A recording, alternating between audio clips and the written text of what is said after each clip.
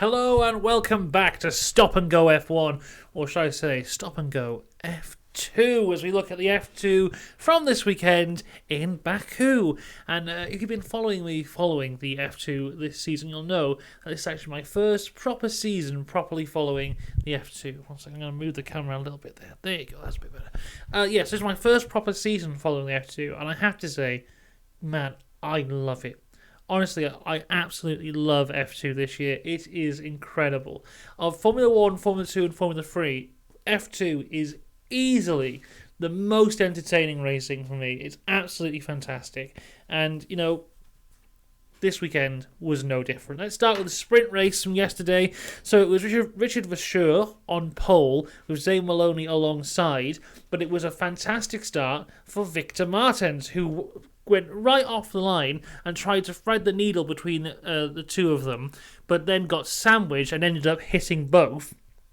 Verschoor would then hit the wall off of turn one and just drastically fall down the grid. Zane Maloney takes the lead, but then Zane Maloney had a puncture and also fell down the grid, and it was Dennis Hauger who took the lead of the race. He started P6, but by the end of lap 1 was in P1. An incredibly dramatic first lap in the F2. So Martins, from a fantastic getaway, was just sandwiched by the two guys in the lead, unfortunately. This when Ralph Boschung, his car breaks down, he parks on the side and brings out our first safety car of the sprint race.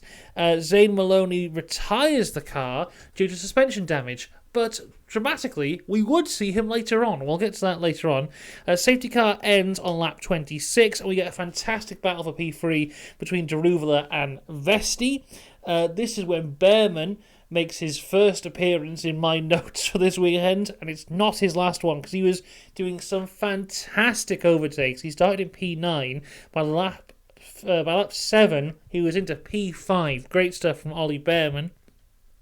Vesti was able to get past Deruvala for P3 on lap 10, but then Bearman was just on him instantly. Deruvala had just had this fantastic battle with Vesti. Vesti got past. Deruvala thinks, oh, that's over. He looks in his mirrors. Bearman is just on his rear wing straight away, and then Bearman gets past him for P4. Iwasa retires the car after a very disappointing race. He had his DRS stuck open, so he retired the car. Awful weekend for the then championship leader, Ayumu Iwasa, after qualifying only 17th.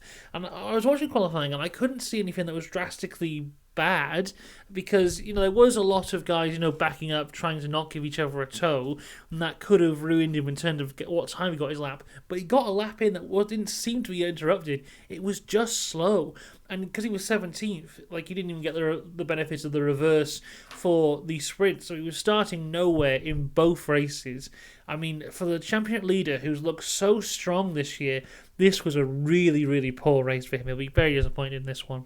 It was Roy Sarney, though, who went into the wall on lap 15, and this brought the safety car out eventually. It took forever. It seems to be a thing with the FIA at the minute. We saw it in Australia with Magnussen when he went into the wall in the F1.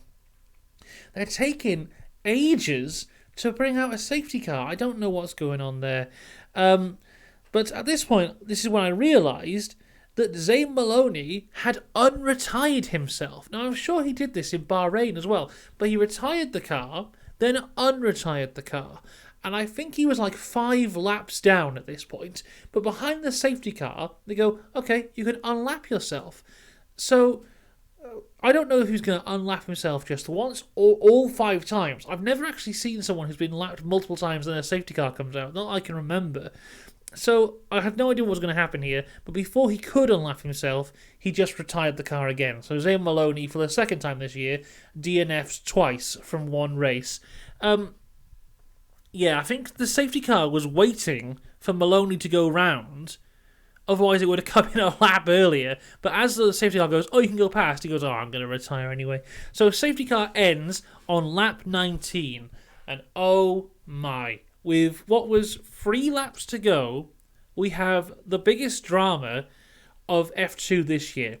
So, safety car comes in, we have Hauger leading the race from Martins, and then there was an almighty crash. Hauger, Martins, Deruva, Pourchaire, Doohan, Leclerc all crash on the same corner, turn 1 after the safety car. Alex Jakes seemed to believe that it was just because behind the safety car the tyres and the brakes got so cold that when they tapped the brakes into turn 1, just none of their brakes worked and they all went in. Deruva had a particularly scary crash because Martins had gone into the barrier and he crashed into the back of him, flipping Martins up. Thankfully, of course, the halo was there because the halo pushed the car over his head. But my God, what a terrifying crash for him there. But it did mean that the top 3 all crashed out here, and Frederick Vesti took the lead from Ollie Bearman. But at the end of Sector 2, Ollie Bearman does a dive bomb upon his teammate and takes the lead of the race. And the millisecond he took the lead of the race, the safety car came out. If he'd left it a lap later, he wouldn't have won the race, because the race eventually finishes behind the safety car. If Bearman had been a millisecond slower and hadn't got that done, he would have finished second. So the sprint race finishes behind safety car. The safety car drives into the pit lane and they wave the checkered flag over the pit lane, which I've never seen before. So Ollie Bearman wins the sprint race from his teammate Frederick Vesti, and it was Jack Crawford in third place. Only 11 of the 20 drivers would finish the race. Proper dramatic stuff. Very exciting, and also very happy for Bearman to get his first win. On to the feature race now, and Bearman was on pole position because he had got pole on the Friday and he was looking to repeat his win from the sprint to complete an absolute masterclass here. Now, quickly talking about the qualifying, not only was it close from the top 2, but there was 0.071 separating the top 4 drivers. It was very close. This whole weekend for F2 has been absolutely fantastic, from qualifying to the sprint to the feature race. As I said, Iwasa, though, not too great in qualifying, and neither was Isaac Hadjar. Both of them decided in the feature race to start on the mediums rather than the soft tyres. But when we go green, it was a fantastic start for Ollie Bearman, and a great fight instantly between Pourchaire and Fittipaldi for P2, where Theo Pourchaire gets it done pretty early on. This is a very vital weekend in terms of the championship for Pourchaire. Because as I've said before, he did well in Bahrain, but in Saudi he didn't do particularly well. He kind of got back on it a little bit in Australia, but this is his big chance here. This is his first big chance.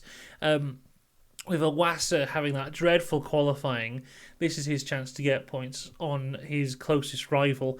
And after the crash in the sprint race, he ruined that chance there, but he could get something good here, and that's what he's looking to do.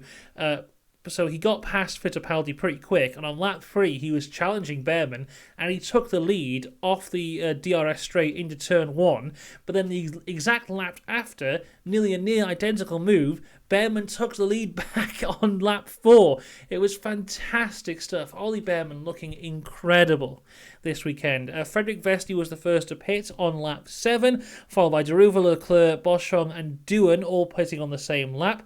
Fittipaldi would pit from P3 on lap 8, and then Bearman and Pourchaire would pit from first and second onto lap 9. At one point, there's a fantastic double overtake into turn 2 from Deruva. Probably the overtake of the weekend so far. Really good stuff. Really good. Then we have Brad Benavides. And we always talk about Brad Benavides every week because he's not very good. So we saw Brad Benavides lock up and go off into the runoff area of turn 3. And he kind of did the Vettel spin that we saw from Baku last year and went back out onto the track. Everything's fine. The very next lap, he goes off into the run-out area of turn 4, and he does the Vettel spin, but crashes into the wall. Embarrassing stuff that brought out the virtual safety car. The virtual safety car didn't last that long, though, because they got the car out pretty quickly because he was in the runoff area. That was fine. Although it wasn't fine for Yuma Iwasa, who was noted for a virtual safety car infringement and would eventually get a 5-second penalty. An awful weekend, getting a lot worse for the championship leader. Daruvula, though, is storming through the field and is up to P11 when he's about to go into P10 into turn 1, where he just locks up a little bit, goes off the curb, goes off the track, and then cuts back on. I can't even remember who he cut off, but he cut someone off. So all those positions he'd built up over the last few laps, lost them all, and he was then under investigation for joining the track in an unsafe manner. Vesti, though, as well, he'd be under investigation for driving erratically. I don't think we ever heard the end of that one, but we did hear the end for Daruvula. He would get a 10-second penalty, which the commentators were saying, oh, that's very harsh. But I don't know if it really was, because if you look at it, he did cut that guy off, even though I can't remember who that guy was. There was a fantastic move, though, as we carry on. There was a battle between Fittipaldi and Theo Pourchaire for P2, and Fittipaldi had the most beautiful move around the outside of turn 3 onto the inside of turn 4 for P2. Incredible stuff.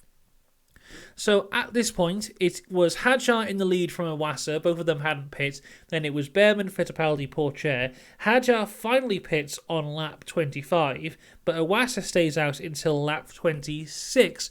And I think he takes his 5-second penalty as well. Hadjar actually did very well. I think he ended up... Where did he end up finishing? I got the thing here. Isaac Hadjar ended up finishing P8. He did very well considering he was starting so far back. Iwasa, without that penalty, probably could have done that as well. Probably could have saved a few points for this awful weekend for him. But then we just cut to the end because Ollie Bearman wins from Fittipaldi, from Pourchaire. There's a very funny radio message from Fittipaldi where he has no idea what position he's in, where he comes on the radio and goes, and where did I finish? And the guy just goes... This engineer just laughs at him. He goes, no, seriously, I have no idea. Where did I finish? And he was like, are you joking? Fittipaldi's like, what was it? Was like P5 or P6? He goes, no, Enzo, you're P2. It's like, oh my God. I love that. I love this kind of... That's another thing I love about F2 is they're a lot more fun. Because I think F1 can sometimes get a bit too serious, but there's a lot more fun within the F2, and there's a lovely little bit there. Pourchaire would finish third. Iwasa, though, would have to settle for P13. Just very bad weekend for him. We'd be looking to forget this one. But yeah, Ollie Bearman, pole position, sprint race win, fastest lap in the sprint race, and then winning the feature race. The only points he missed out on was the fastest lap in the feature race. Incredible stuff from him.